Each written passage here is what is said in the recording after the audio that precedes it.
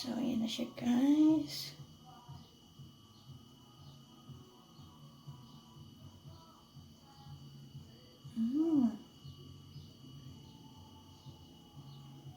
Yummy.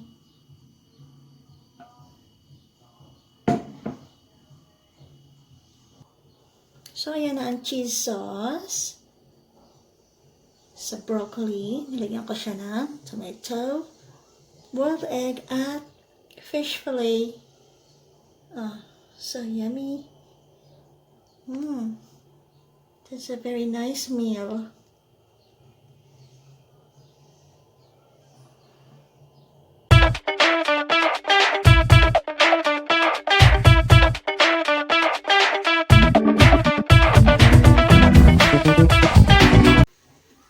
Hi guys! Welcome back to my humble kitchen again. Today, gagawa ako ng cheese sauce para sa broccoli at cauliflower. Yes! Sa mga hindi pa nakakaalam ng paano paggawa ng cheese sauce, ito ay para sa inyo guys.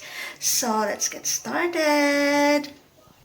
Kaya kailangan natin ng 2 tablespoons of flour, 2 tablespoons of butter, 1 cup of milk, salt and pepper.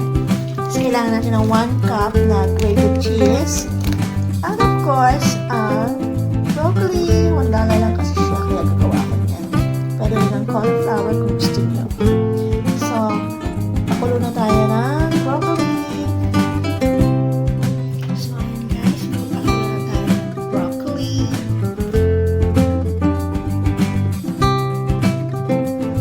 So guys, mag-fry na tayo ng cheese ng 1 cup.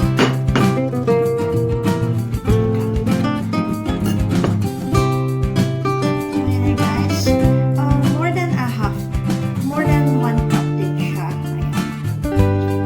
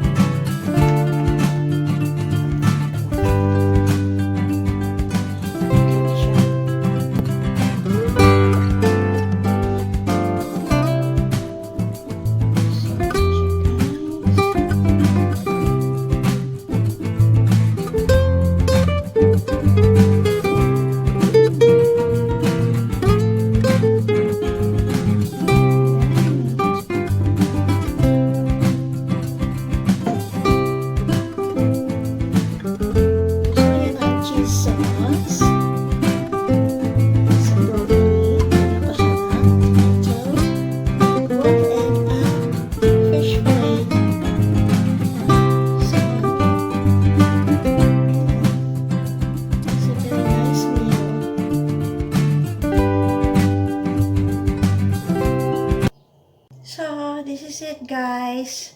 So yummy. So, kain tayo, guys. Ito ang ulam namin tonight. So, thank you for watching, guys. Keep safe, everyone. Bye. See you on my next video. Don't forget to subscribe on my channel. See ya.